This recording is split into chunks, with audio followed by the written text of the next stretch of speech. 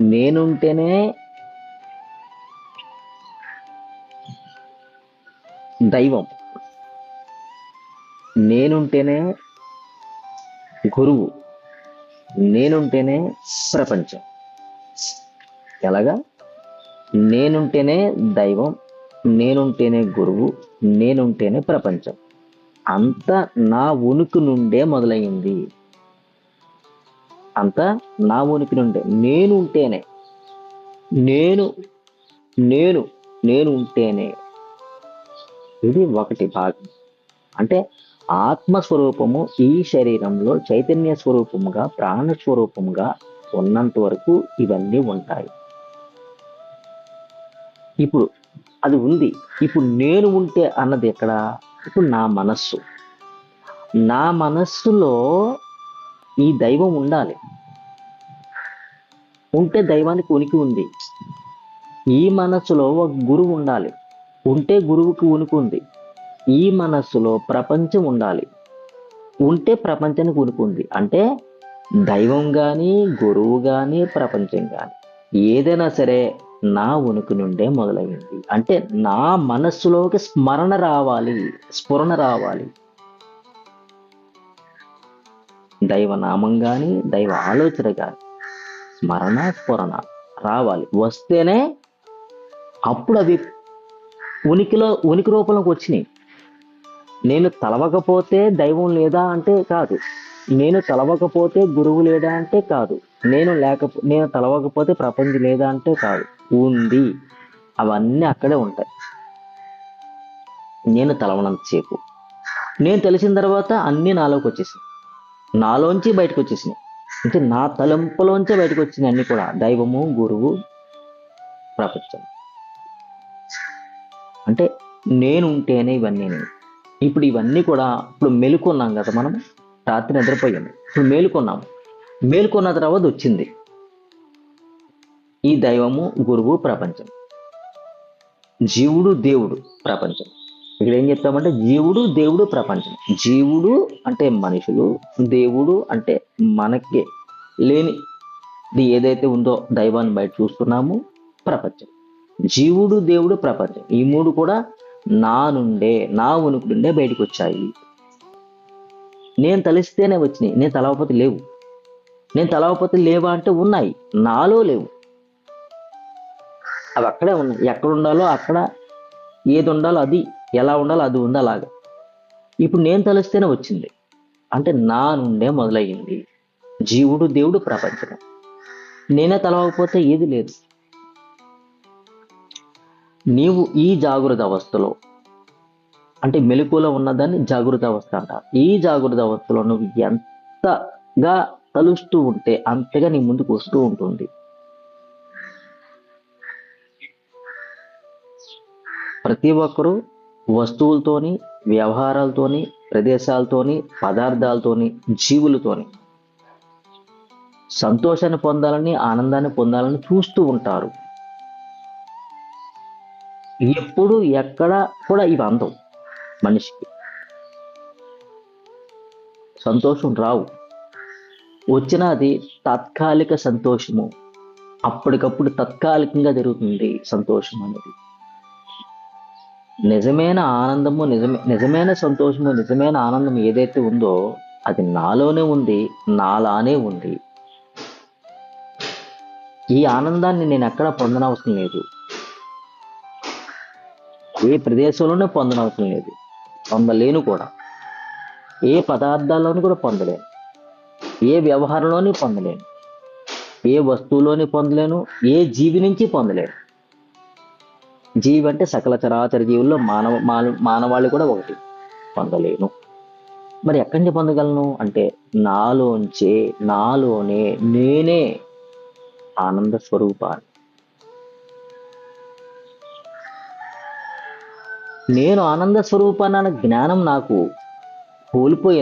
నేను కోల్పోయాను కాబట్టి ఈ ఆనందం అనేది ఎక్కడ దొరుకుతుంది అని బయట తిరుగుతున్నాను. పువ్వులు ఎరుతూ తిరుగుతున్నాను.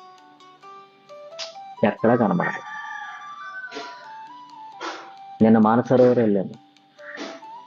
వ్యయ ప్రయాస, అధిక ఖర్చు, మరి ఎందుకు వెళ్ళాము అంటే, చాలామంది దేనికో వెళ్తారు. పుణ్యం వస్తుందని వెళ్తారు, పరబ్రహ్మ స్వరూపాన్ని చూద్దామని వెళ్తారు,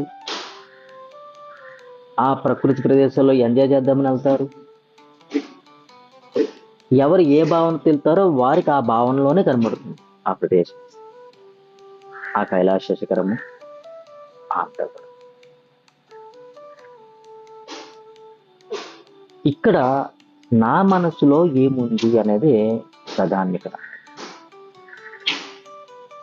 నేను ఆనంద స్వరూపాన్ని నాకు తెలుసు, ఇదంతా నా సృష్టి అని నాకు తెలుసు. నా సృష్టిలో నేనే అనుభూతి చెందడానికి వచ్చాను. నా సృష్టిలో నేనే నా సృష్టిని చూడడానికి వచ్చాను భూమి మీద.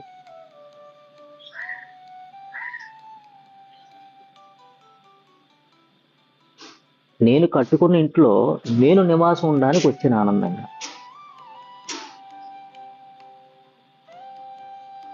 ఇది నా సృష్టి, నా ఇల్లు. ఇందులో నేను ఆనందంగా తిరగడానికి వచ్చాను. ఎంతకాలం ఉండాలి అంతకాలం ఉండి ఆ తర్వాత హాయిగా వెళ్ళిపోతా. ఇది ఆనందం. కానీ నేను నా సృష్టిలో భాగాలను చూడకుండా నాలో ఉన్న ఆనందాన్ని నేను అనుభూతి చెందకుండా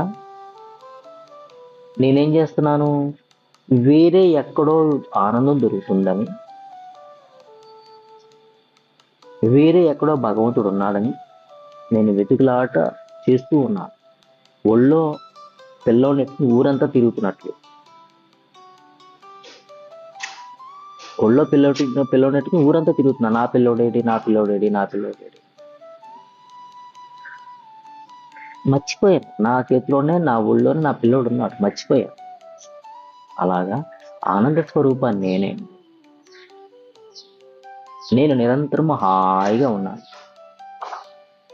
హాయిగా ఉన్న స్థితి నుంచి మనస్సుకి వచ్చేసాను, మనస్సు నుంచి మాటకు వచ్చేసాను. మనసుకు వచ్చిన మాటకు వచ్చిన జీవత్వం వచ్చేసింది. జీవత్వం వచ్చిన తర్వాత నీకు అక్కడ దేవుడు ఉంటాడు, జీవుడు ఉంటాడు, ప్రపంచం ఉంటుంది. ఎవరైతే నిరంతరం ఆనందంగా జీవిద్దాం అనుకుంటారో వారు, నిజంగా ఆనందంగా జీవిద్దాం అనుకున్న వాళ్ళు ఎంతకైతే ప్రపంచానికి దూరంగా ఉంటారో వారు మాత్రమే ఆనందంగా జీవించగలరు. ఎంతగా అయితే కోరికలు సంకల్పాలు లేకుండా జీవిస్తారో వారు మాత్రమే ఆనందంగా జీవించగలరు.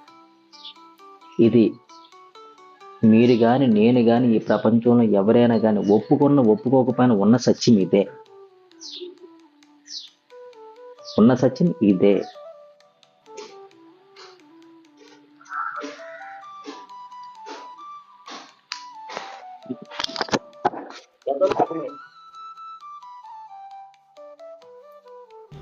అర్థం కాలేదా? ఎవరు మాట్లాడతలేదు. అర్థమైంది, అర్థమైంది. కానీ కోరికలు ఉంటాయి కదా, ఆ కోరికలు ఉంటాయి కదా, ఆ కోరికల వల్ల కదా దుఃఖం వస్తుంది.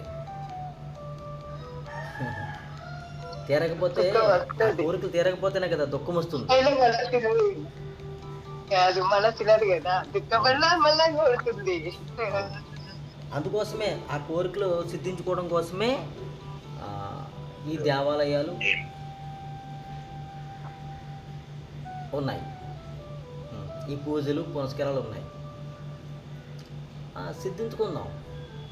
ఎంతకాలం సిద్ధించుకుంటాము? ఇక్కడ మళ్ళీ ప్రశ్న ఎంతకాలం సిద్ధించుకుందాము కోరికలతో? ఒక కోరిక తీరిన వెంటనే ఇంకొక కోరిక పుడుతుంది, ఒక కోరిక తీరిన వెంటనే ఇంకొక కోరిక పుడుతుంది, ఒక కోరిక తీరిన వెంటనే ఇంకొక కోరిక పుడుతుంది, తీరుతుంది. లేదు పుడుతుంది తీరదు, పుడుతుంది తీరదు, ఏదో జరుగుతుంది మొత్తం మీద. అంటే మానవ జన్మ ఎత్తింది ఈ కోరికల కోసమేనా? మానవ జన్మ ఎత్తింది 84 లక్షల జీవరాశుల్లో మానవ జన్మ అత్యద్భుతమైన జన్మ. ఈ జన్మని ఈ కోరికలతోనే చంపేసుకుందామా? నేను అందుకే చెప్తాను, కోరుకోండి పరబ్రహ్మ స్వరూపమా, నీవు నాకు కావాలి, నీవు నాతో ఉండాలి, నేను నీతో ఉండాలి, నేను అనేది ఏదైతే ఉందో అది లేకుండా ఉన్నది నీవే అయి ఉండాలి పూర్తిగా అని శరణాగతి చెందండి. మనసా వాచా కర్మణ త్రికరణ శుద్ధితో శరణాగతి చెందండి. మీరు ఎప్పుడైతే శరణాగతి చెందారో మీరు అనుకునే, మీకు కావాలనుకునే కోరికలు మీ నుంచి పుట్టవు, మీకు సిద్ధింపబడతాయి. మీకు కావాల్సిన ఏదైతే ఉందో అవన్నీ సిద్ధింపబడతాయి. ఎప్పుడు సిద్ధింపబడతాయంటే శరణాగతి పొందినప్పుడు మాత్రమే. శరణాగతి పొందిన తర్వాత మళ్ళీ కోరుకోకూడదు. మీ కోరికంతా ఒకటై ఉండాలి, మీది కానీ నాది కానీ ఒక్కటై ఉండాలి. పరబ్రహ్మ స్వరూపంతో మనం మమేకమైపోయి ఉండాలి. పరబ్రహ్మ స్వరూపాన్ని ఏనాడు విడిపోకూడదు. జీవుడిగా ఉన్నంత వరకు పరబ్రహ్మ స్వరూపాన్ని విడిపోకూడదు, పట్టుకుని ఉండాలి. లేదు ఆత్మజ్ఞానం వచ్చేసింది మీకు కానీ నాకు కానీ పరబ్రహ్మ స్వరూపంగా నేను మిగిలిపోవాలి. అప్పుడు కోరికలు ఉండవు, సంకల్పాలు ఉండవు, కానీ సిద్ధింపబడతాయి. మీకు ఏదైతే అవసరమో మీ శరీరానికి, మీ మనస్సుకి ఏదైతే అవసరమో అది సిద్ధింపబడుతుంది. ఇది తథ్యం. ఇదే సత్యం, ఇదే నిత్యం, ఇదే శాశ్వతం.